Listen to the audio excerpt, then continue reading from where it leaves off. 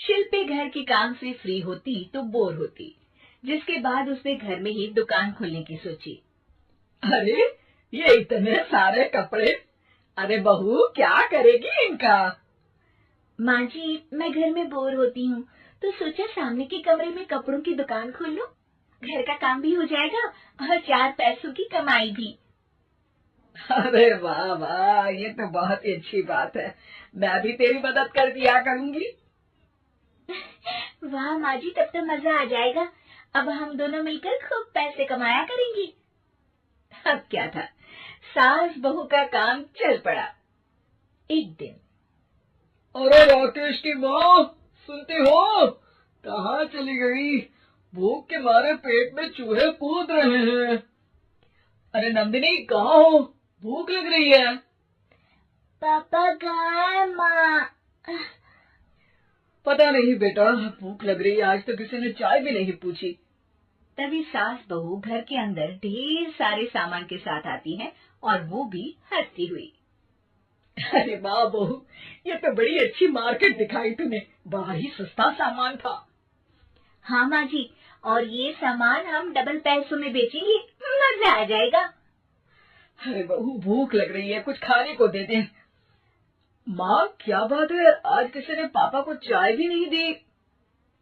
अरे बेटा, अब 40 साल में तेरे पापा ने क्या चाय बनाना भी नहीं सीखा? अरे बेटा रहने दे अब इस बहस को। तुम लोगों ने वैसे बनाया क्या है? बहू परेशान हो जाती है और सास को अकेले में लेकर जाती है। माँ जी, आज तो हम लोगों ने खाना ही नहीं बनाया।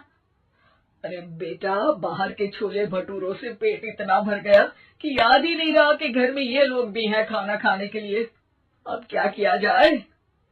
तभी घर में एक महिला आती है। जी, वो सुना है आप लोगों के यहाँ साड़ी बिकती है, जरा दिखाएंगे क्या? हाँ हाँ, क्यों नहीं। माँ जी, आप इन्हें साड़ी दिखाइए, मैं तब तक पिताजी और इनके लिए खाने का इंतजाम करती हूँ।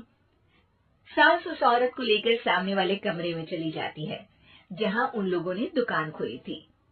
वहीं बहू भी किचन में चली जाती है। अब इतनी जल्दी क्या बनाऊं? पापा जी तो खाने के लिए भी बैठ गए हैं। आइडिया, मैं खाना बाहर से ही ऑर्डर कर देती हूँ। थोड़ी देर में खाना आ जाता है और बहू टेबल पर खाना लगा देती है। हे भगवान, कितनी कड़वी दाल बनाई है बेटा। नहीं नहीं पिताजी, वो क्या बात है नंदिनी, रोटी तो चबाई ही नहीं जा रही है, लग रहा है रबड़ खा रहा हूँ। एक तो इतने महंगे होटल से खाना मंगवाया और वो भी इन लोगों को पसंद नहीं आया। तभी सास नोट गिनती हुई बाहर आती है।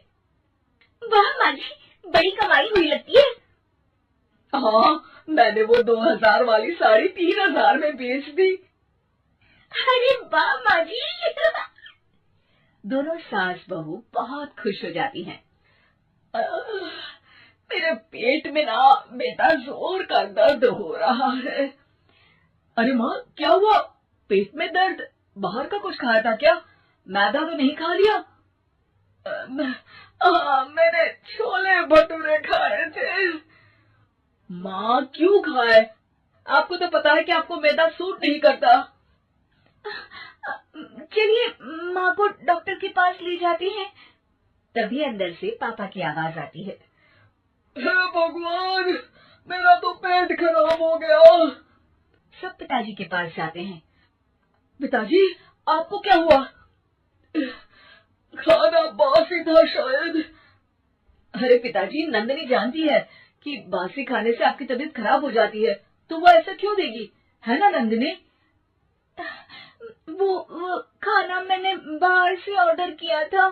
मैं और माँ दुकान का सामान लेने गए थे, इसलिए खाना नहीं बना पाए। क्या नंदिनी, दुकान के चक्कर में तुमने तो सारे घर का हाल बिगाड़ रखा है।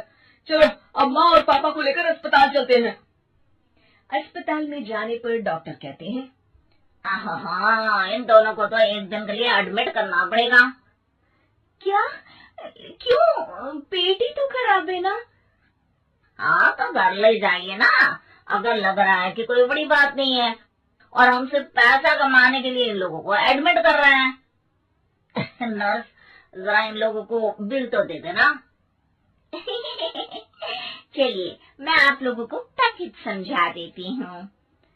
जब बहू के हाथ में बिल आता है, हे भगवान, 60,000 रुपए! इतना तो मैंने कमाया भी ना था।